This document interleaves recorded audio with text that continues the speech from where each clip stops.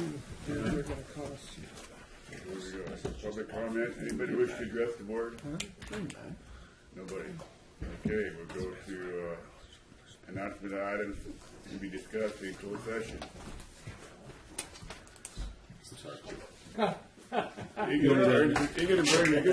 Burns was talking to you. Closed session, what are we going to talk about? Mr. Chairman, the board will convene in closed session for conference with legal counsel, significant exposure to litigation pursuant to subdivision D2 of Government Code Section 54956.9, and for a conference with real property negotiator, location Lassen County, APN 12309-0-25 at Westwood Road Shop, located at or near Mooney Road on County Road 821, Westwood, California. Negotiator, Lassen County Director of Public Works, Larry Millar. The subject will be to provide direction to property negotiator regarding price terms and potential purchase, and to negotiate with Mr. Robert Reinerson on behalf of the property owner, Beatty and Associates. I'll be absenting myself from that discussion. I conduct business with Beatty and Associates. I have a lease with them. Okay. And that will be it for closed session. Okay, we will go into closed session. Let's, you're showing him absenting? Thank you very much. See you later. I'll be out here if you need me. All right. I pledge allegiance to the flag of the United States of America and to the republic for which it stands, one nation, under God, indivisible, with liberty and justice for all. Heavenly Father, guide us today through our meeting that we make profound judgment in all issues before us. Grant us the foresight to know the outcome so that no one will suffer from our decisions. Amen. Okay, Mr. Egan, announcement of items Mr. Chairman, if I may. Thank you. The board met in closed session this morning to discuss significant exposure to litigation pursuant to subdivision D2, the Government Code Section 54956.9. Actually, at least we announced there were no cases to discuss. But we also met in closed session for a conference with real property negotiator. Location was Lassen County, APN 123-090-25. That's the Westwood Road Shop, located at or near Mooney Road and County Road 821 in Westwood, California. The negotiator was Lassen County Director of Public Works, Larry Millar. And the subject, of course, was to provide direction to the property negotiator regarding price and terms of a potential purchase, and to negotiate with Mr. Robert Reinerson on behalf of the real property owner, Beatty and Associates. There was no reportable action, sir. Thank you. Okay. Next, agenda approval, additions and or deletions. No. Everything okay? I move we approve the agenda. Second? Second. Motion is second. Any discussion? Seeing none, all in favor say aye. Aye. Opposed say no. Ayes have it. Public comment. I have one here from Christy Asmussen. Is that right? Asmussen. Okay. That was close. How are you today? Good. Thank you very much for letting me come up here. I have a handout if I can. Yeah, good enough. We like handouts. Okay. If you just, we'll distribute them for Okay, you. sorry. Make it easier for you.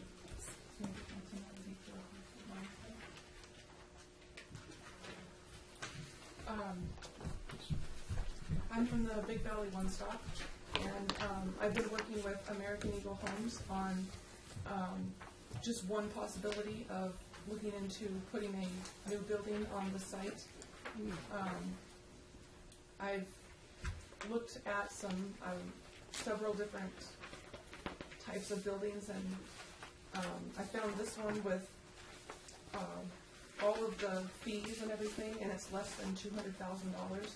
So I was wondering if you would consider looking at this and maybe put me, I think Aaron, you were saying, put me on the agenda for next week. Sure. If we could discuss this next week. Cindy, how big is this building? It's about 2,000. 2160. Okay. You know, we've talked about, in lieu of doing the actual project that we had envisioned originally was to try to spread that money around and try to put a modular type site facility, make it available for these different sites, and this is kind of in line with what we were talking about, maybe doing as the alternate plan for up there in particular. So, can maybe Public Works and staff can vet this out, and we can have this for discussion?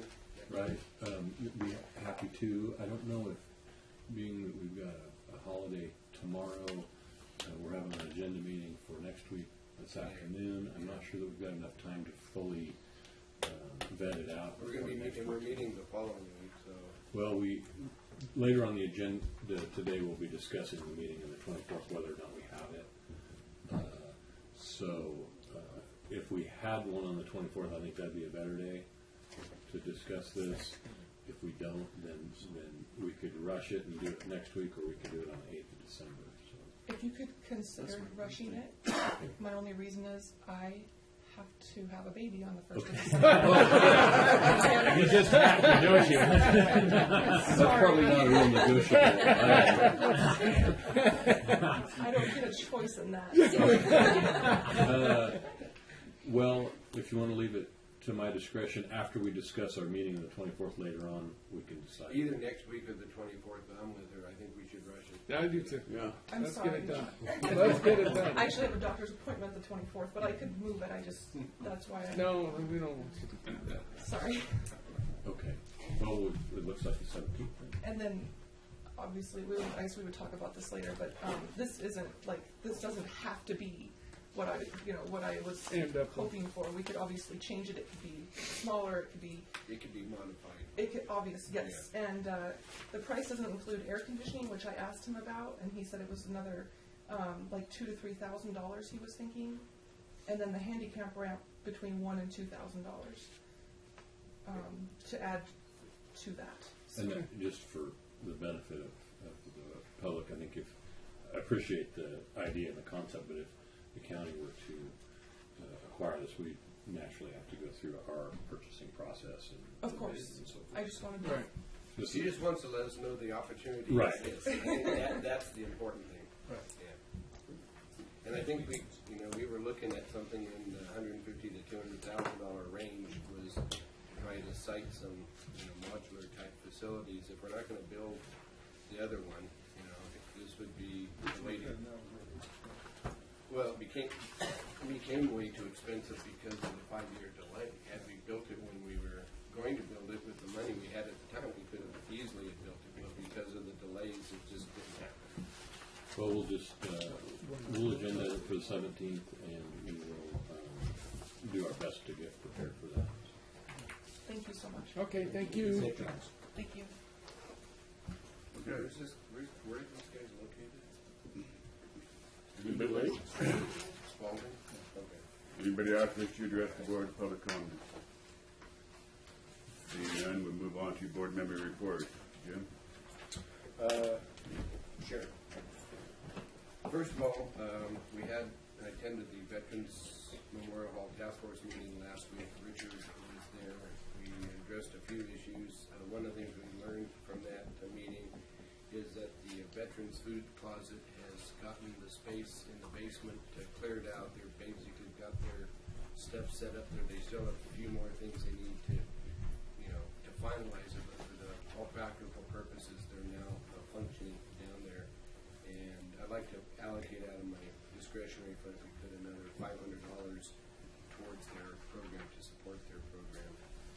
Yesterday, we had the Transportation Commission. I want to thank Mr. Egan for being there as well. He and Mr. Shaw have been working on the issue that came up, I think, back in June, dealing with the organizational structure, and it's very clear from the research that's been done that the transit agency is on firm ground with the JPA that was put into place back in 2002. There's maybe some modifications or tweaks that might be forthcoming or necessary, but has been functioning well within what is expected. But the Transportation Commission, it's been determined, even though in 2001 in the audit it was identified as being something that needed to be addressed, the proposed idea of an MOU between the city and the county, how we implement the state law for the commission never came to fruition. And so in essence, we've been functioning since 1973 by administrative fiat.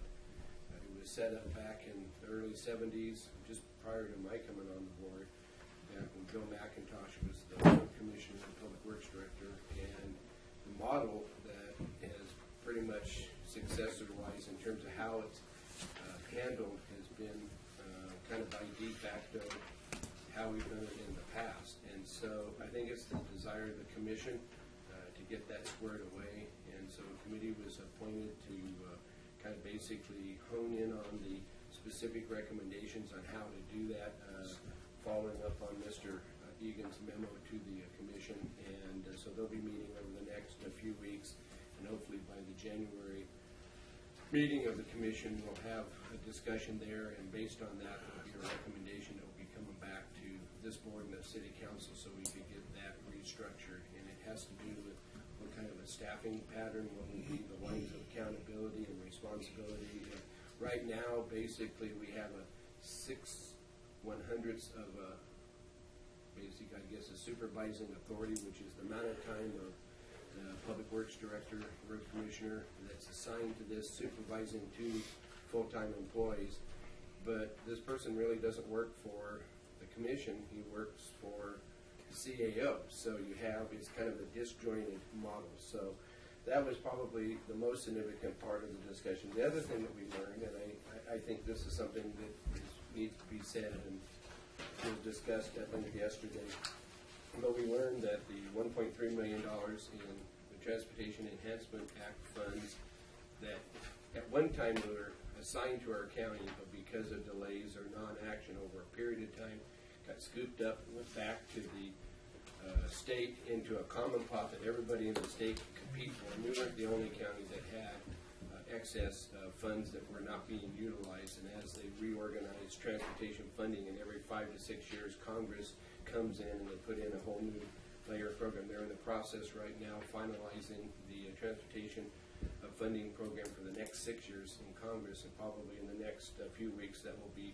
signed by the president. And when it does, will guide what we do for the next 5 or 6 years. Well, as they do that, new rules and regulations come along. So the money that we had at hand that could have funded the Riverside Drive pedestrian and bike trail project, which is the gateway project on the east end of town, making the improvements as you come into town, which was a city-sponsored project, as well as the Skyline multi-use pathway, which is basically securing the railroad right-of-way from Highway 36 over to Alexander Avenue, which would become the benchmark for the Skyline South Road when it would be developed.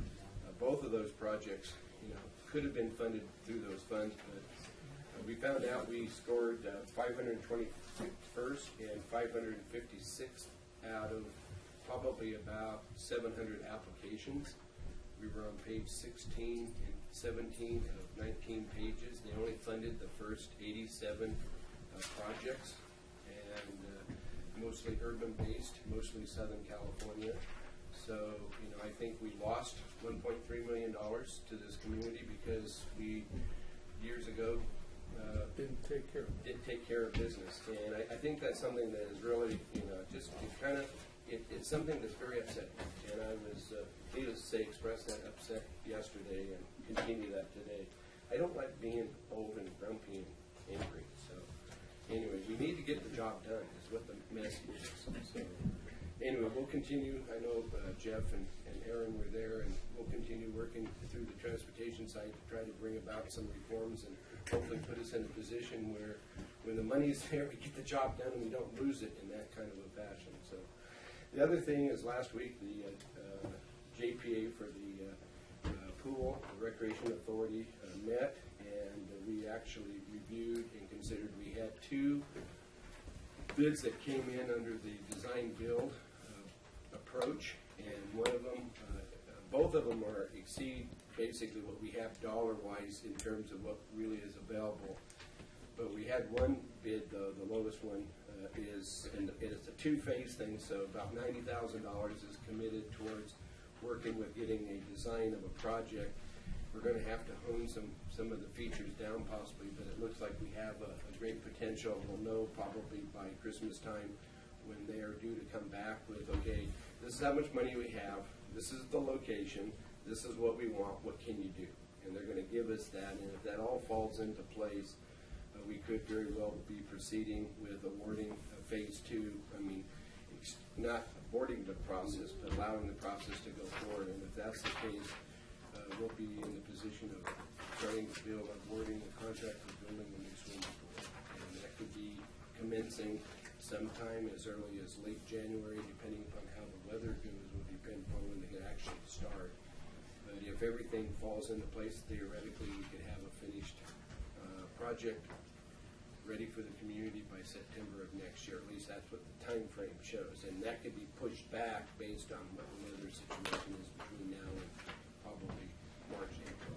So I'm very excited by that. Tom has worked on it diligently. Jeff's been involved as an alternate filling in when necessary. Started out 2.5 years ago with Larry Wassick when he was on the board. And so I just think it's important that the community know that we're making good progress.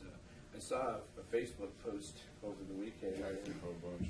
Yeah, there was one that was, no, it was really funny, but it was dealing with Back to the Future. It had Dr. Brown, and he was going 2065, and he came to Susanville, and they were still talking about building a swimming pool.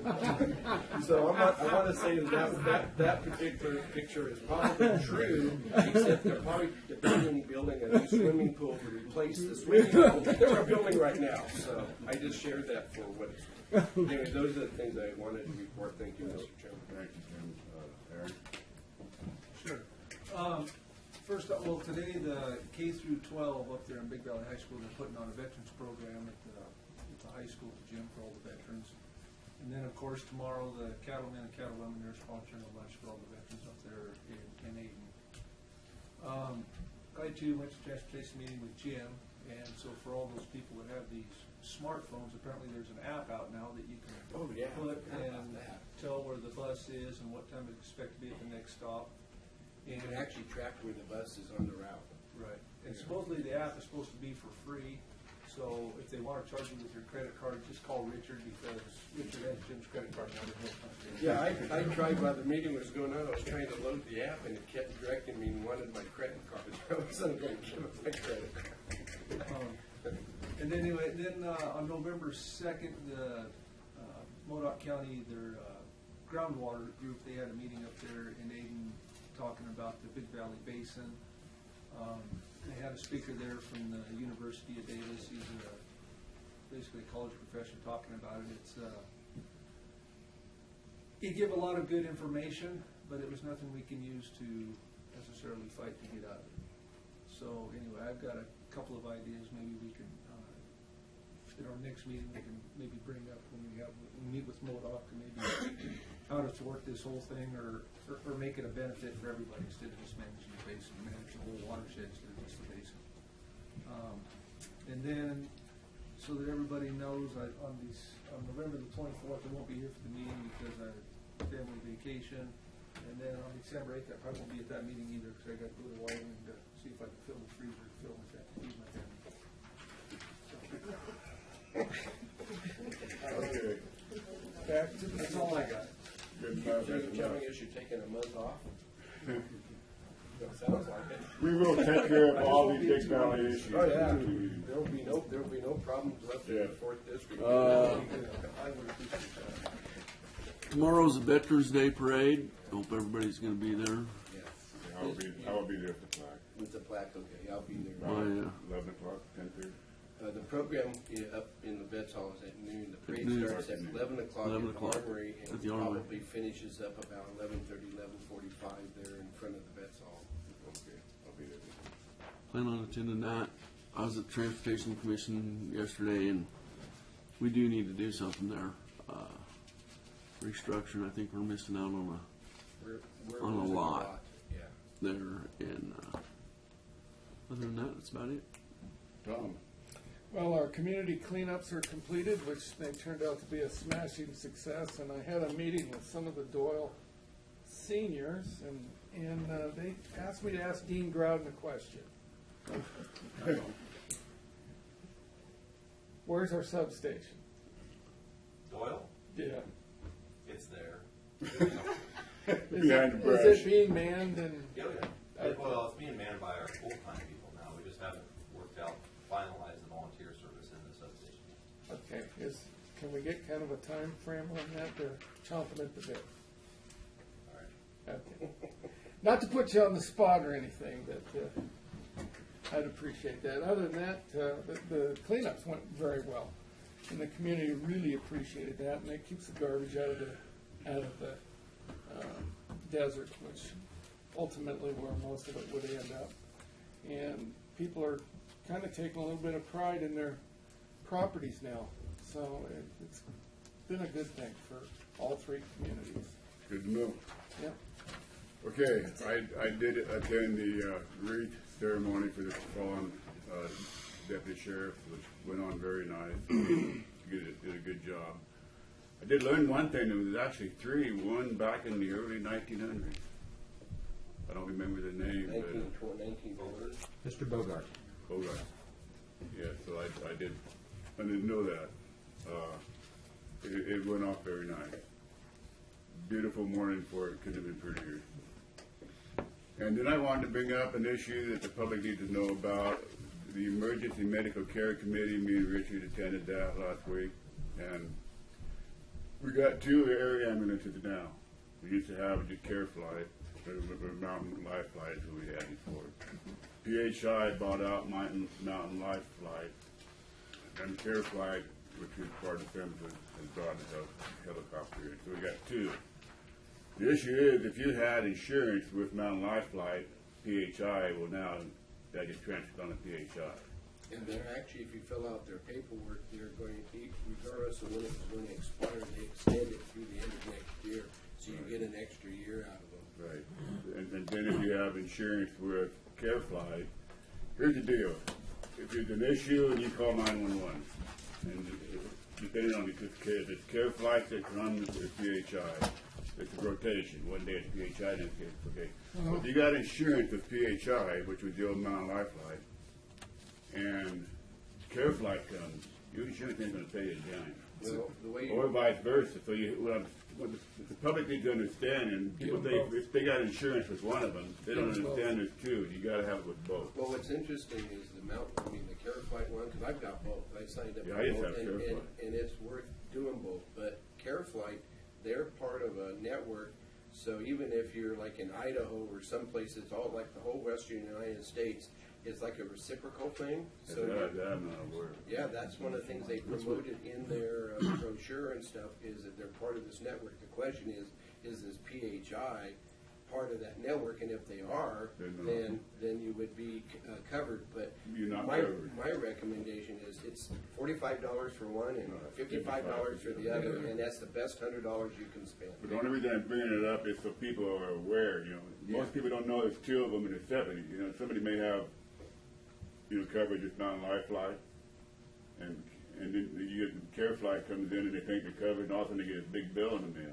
Yeah, it's a big one. It's going to be a huge one. So people need to understand they need to have it with both. One won't do it. Now, if you call in, it's not a 911 call. You call in and say, I want this particular Care Flight or PHI, then you go get them.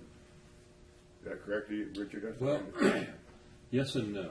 I think there's the ability to call in, but you don't know what resources are available when you call Well, in. yeah, maybe the other one. If PHI is tied up, then you get Care Flight regardless. Correct. That is correct. So that may not work. So with a small amount of money, you need to join both. Well, and then you also need to know, Care Flight is for Care Flight, but the SIMSA ground ambulance is a separate one. That's separate, correct. So you need to sign up, if you're proactive, you sign up for the ground ambulance.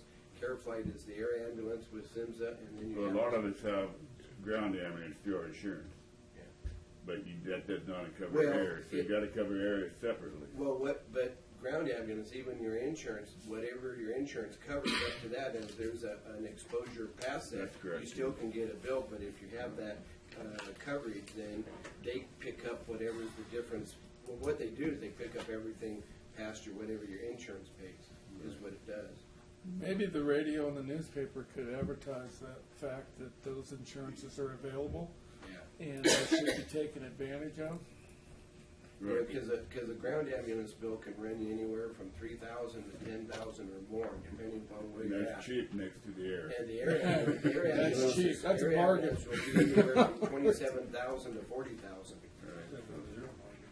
Just has another zero. I just wouldn't want somebody to have insurance with one, thinking they're covered, and they get a big, huge bill in the That's a mail. good point. That's what I'm trying to prevent. That's a good point. Okay, that's all I got. Good point, Mr. Chairman. That's a good discussion, because I think people do need to know. They do need to know. And I guess, talking to PHI, said we have the same problem in Reading. You know, it's not an uncommon problem in communities that have more than one air ambulance. So it's, we're lucky to have two. Our ambulance system is really top of the line. Okay, with that, we'll And they're move pretty on. busy too, I tell you. And nowadays, I hear they're them going. outside, they're out there all the time. PHI is big outfit. Yeah, they are. Big outfit. We're lucky to have. Good to have them. Yeah. Okay, let's go to the consent agenda, information consent calendar. Anything anybody wishes to pull off for separate consideration? Seeing none, is there a motion I to? have one, G10, please. You do have one. Which one? G10. G10. Public Health. G10, we will do separate consideration. Anything else? Do I have a motion to approve the rest, I'll make the motion to approve the consent agenda, other than P10 or other than G10? G10, sorry. Second. Second. Motion and second, any discussion? Seeing none, all in favor say aye. Aye. All opposed say no. We will take up G10. So my question was on this, is, I mean, I was, I just wanted to make sure the place cards are in place with this kind of extra money. And then my other question was, is what kind of live scans does public health do? I mean, environmental health, what kind of live scans they do? We do DOJ fingerprints and backgrounding on all of our employees because they're working with vulnerable clients. Do So- they go to sheriff's office for that? Well, yeah, but you still have to pay for it. It's a live scan service, you can do it through the sheriff's office, or we typically are doing them through the county office of ed because it's not as long a wait. Sheriff's office is pretty busy.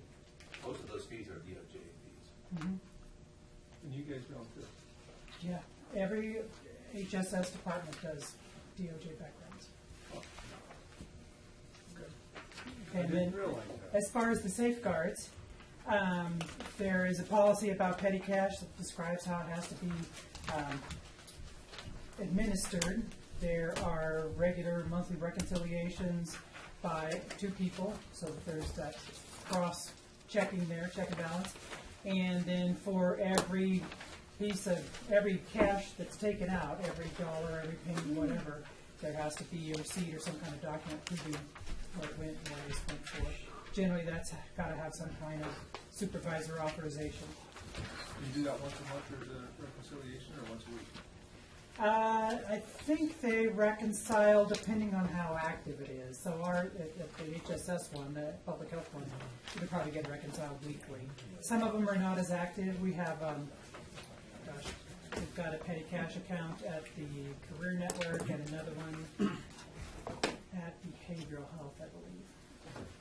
I just want to make sure our bases were covered, so we didn't have any problems with stupid things. No. How often are those reconciled? They're reconciled at least monthly, but if they're active, they'll reconcile them on a weekly basis. Okay, so there's So- a constant check, so if there's Yes, indeed, and if there are two people watching it all the time. okay, two people are always involved in And then the fiscal officers are right on it if they don't balance it. I think that's, yeah. Good enough? No, I'm happy with that, so I would move approval of G10. Second. I'll second it. Motion and second, any discussion? All in favor say aye. Aye. Opposed say no. Ayes have it. Thank you, Mel. Thank you. Go to F1, Fishing Game Commission. Mr. Chairman, I'm going to recuse myself on this, because my brother sits on this board, and we have done business with the RCD before, so I'm going to recuse myself. This is number one. This is one. Wait. Wait. This is number one. This is the Fish and Game Commission issue, Yeah. not the PIT RCD. So I But will be recusing myself as well. number 3. Number 3. Good morning, Don. Good morning, Don, how are you? doing good Good. for an old guy. Glad to hear it. Do we ever figure out where you live? Yes, I live in I'm Aaron Allbaugh's Supervisor Allbaugh's forgotten part of his district. Oh! Sorry, Aaron, I didn't mean that. Thank you, Mr. Chairman. We have to change the quorum requirement in the bylaws. Since I left originally in April when Wade Workman was elected chairman, they have had 2 meetings where they could vote. We're down to 8 regular members. We need 2 more and have no alternates. So we submitted change to the bylaws using 60%. Deputy County Council came up with a recommendation based on what the Brown Act says. We have no problem with it. We're both saying the same thing. Now, as far as if you guys decide to go with a deputy council's recommendation, that's fine. It does not have to go back to commission. We set the precedent last year when Supervisor Allbaugh changed some wording in a resolution. We changed the resolution and brought it back that afternoon and had it signed. And just because I'm prepared, usually, I have a copy of the bylaws with the deputy council's recommended I'm sorry. language. Madam Clerk has just correctly pointed out, just a moment, Don, if you might, that the chair called F1. F1 is the item that relates to the letter Governor Brown. to Okay, the governor. Governor Brown, I'm sorry. So sorry. I'm sorry, I didn't have my agenda We in had front of me. skipped to F2. If you want to advance to F2 and pick up where he's already started, whatever you want to do. Whatever you gentlemen want to do. Let's Mr. Chairman finish F2 and then Yeah. come back to Outstanding. All right. Absolutely. Thank you. We will go I apologize for the we will go to F2 for the benefit of Don's presentation. Well, thank you very much. Thank you, Madam Clerk. My hip, thank you too. I overlooked. So I think really what it comes down to, and that it is standard with a lot of our other committees and so forth, is that because having volunteers fill, you can't have 100% of your seats filled 100% of the time. That's the reality. And so for quorum purposes, it's a majority of the seats that are filled. So if we only have 8 functioning members now until we get more appointments, then a majority of that 8 would be what you would use for your quorum. In this case, 5 would suffice. If you had 10 members, then you'd have to have 6. So I think that's what the Deputy Council Correct. is recommending, and I think that should have been the standard that was built into the fact that there was this tougher standard, I think, was probably generated by the commission at the time. They're working on their bylaws, and they're trying to be strict, and they want to have a full board, and hopefully they can have a full board most of the time. But from time to time, it's going to ebb and flow, and I think that's the experience we have with most of our advisory committees. And I did have occasion to speak with the chair of the Fish and Game Commission this morning, Mr. Workman. He supports the recommendation of the Deputy County Council's language. It sounds like Mr. Armentrout does as well. And so Wade has talked to me several times about he's one of my appointees. And, Yeah, Wade called me. and I told him, I said, that makes a lot more sense. So if that's what's before us, Mr. Chairman, I would move that we adopt the revised version of the bylaws to reflect the change the Deputy County Council.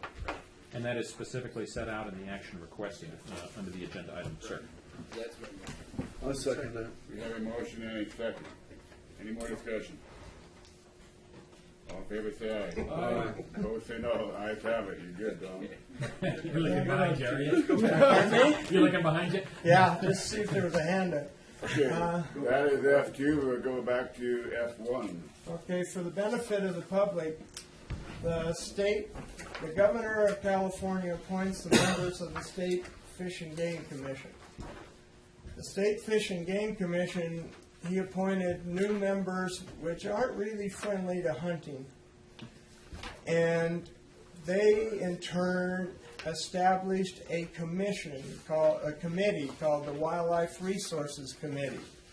They did so without establishing policy or procedures, or the committee does not follow the Brown Act at all. They don't post agendas. They add action items during their meeting. It's kind of fun, and those people are not hunters either, so they make recommendations to the commission on hunting regulations.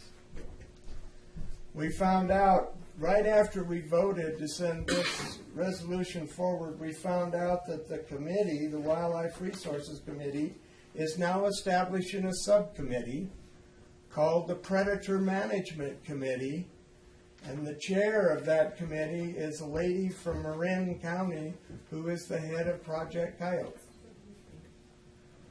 So, the Safari Club International, the National Rifle Association, and the California Rifle Pistol Association have contacted the commission and said you guys are operating wrong. You need to change, and the commission has not responded. So we considered that the governor appoints this commission. Why not just go to the guy that appoints him and tell him your people are screwing up, fix it? Disbanded. Well, that'd be nice. So that's what this resolution is to the governor. Okay. It's to tell him your people are messing up and there needs to be a change.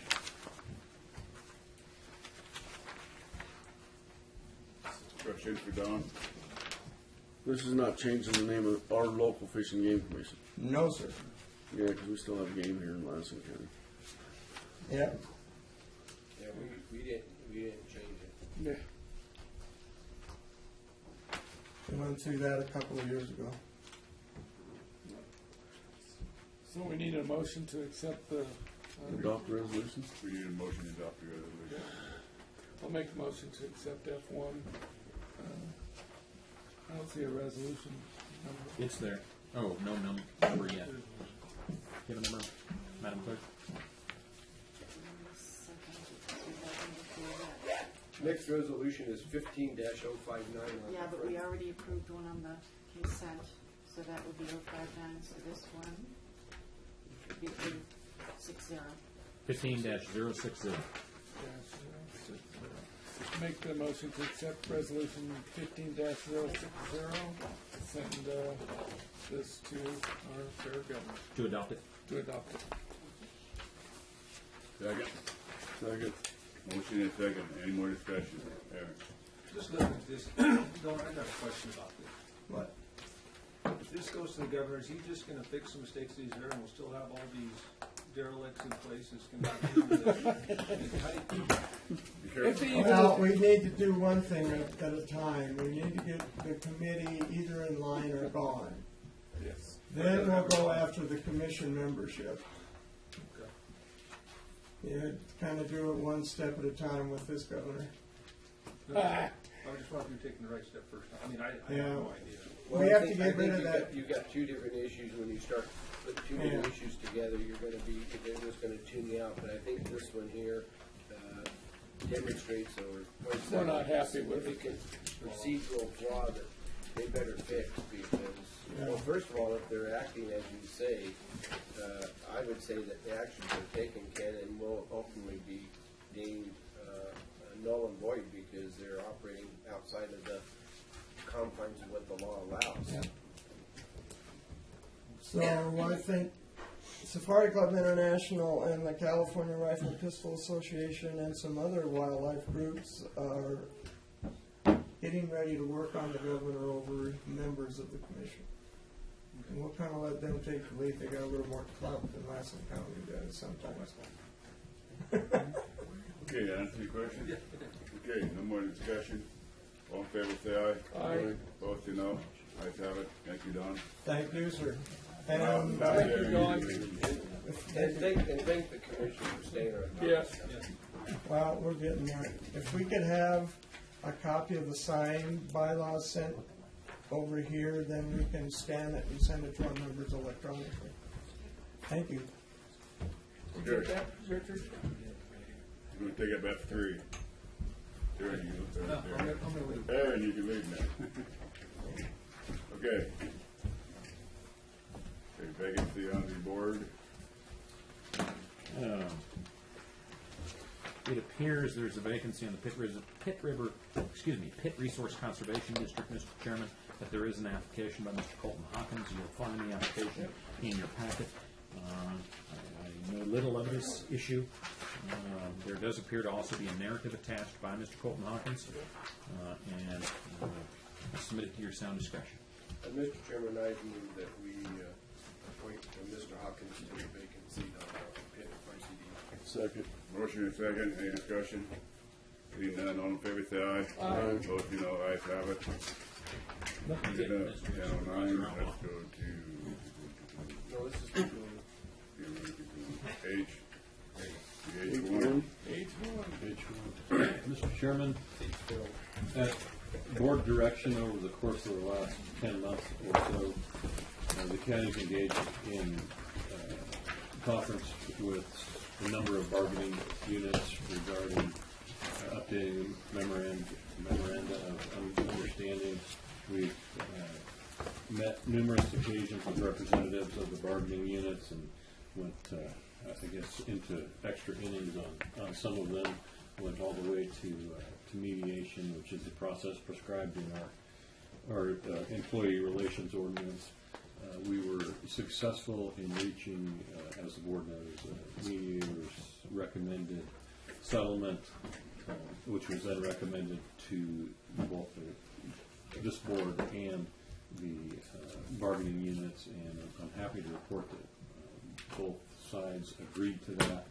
The memorandum of understanding is consistent with the board's direction, which I've outlined in the memo, to help meet substantially increased healthcare costs of the employees, and to add some salary steps that will hopefully incent employees to stay longer. There will be more compensation later on in our career. So with that, I'd like to thank the bargaining units and their representatives for working through the process, and recommend that the board adopt both of those memorandums. There should be two actions. There's the Lassen County Peace Officers Association and the Lassen County Deputy Sheriff's Association. Okay. Question to not Dean, will you come up with podium? Thank you, Mr. Chairman, Board of Supervisors, Madam Clerk. First, I'd like to thank you for your support and your willingness to work with the bargaining units through the mediation process. You know, we're currently facing a lot of issues in public safety nationwide, but one of the biggest issues we're facing locally is the turnover, and the turnover causes us to be short-staffed, and it really, you can see it at all levels of our department, that turnover, just the lack of experience and so on. We know that we'll never have the resources at the county level to compete with the state. Sorry. It's a $5 fine. My ringer wasn't on, but it's ringing in my hearing aid, so what do you want to you guys? It's true, it does ring in my hearing aid. Bluetooth technology. That's the first time I've ever seen your face get red, dude. All right, so anyway, we know we won't have the resources to compete with the state. It'll never happen, and it's even difficult for us to compete with our partners down at the city of Susanville. But I think these MOUs do constitute a step forward, a step in the right direction. And I do, as Mr. Egan said, I hope that the people, the tenured employees, or the people that are going to spend some time here are going to benefit most from this MOU, the way it's constructed.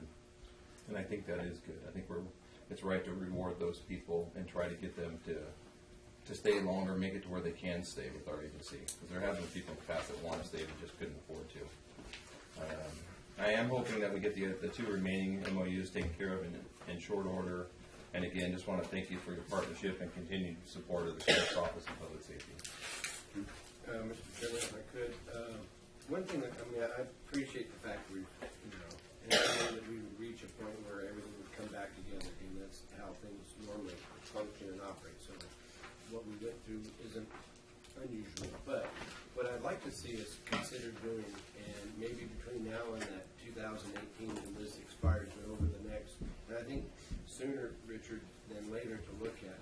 On our agenda that we had, I think it was in the treasurer's office and might have been in one of the other departments where we've done some like reclassifications where we've taken people to put them into a job description that better fits what they're doing, and you created a technician 1/technician 2, so you have your kind of your entry level, the startups, do that, but as time goes on and they mature in the craft and they, got it down, and those are the even more valuable, they get to progress over to a 2 stage, which allows for some adjustments on the pay scale. So it's not so much a pay raise as it's a recognition of the value that's there.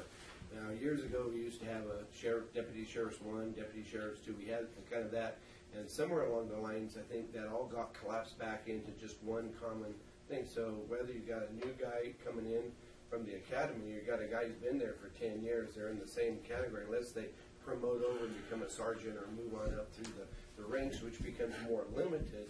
I really think we should take a look at the job descriptions, the classification system, maybe update that where appropriate, and maybe look at trying to develop like a deputy sheriff 1/deputy sheriff 2, or even going up 3 and 4, and however you want to do that, so that there's not only an opportunity for mobility, going up through the pay raises, pay ranges for step increases, but also laterally across, create some path that way. And I think if you do that, it will help encourage, the new guy to come in who feels like he has nowhere else to go, so he looks for a job somewhere else. At least he can make some progress and feel like there is that worth attached to him.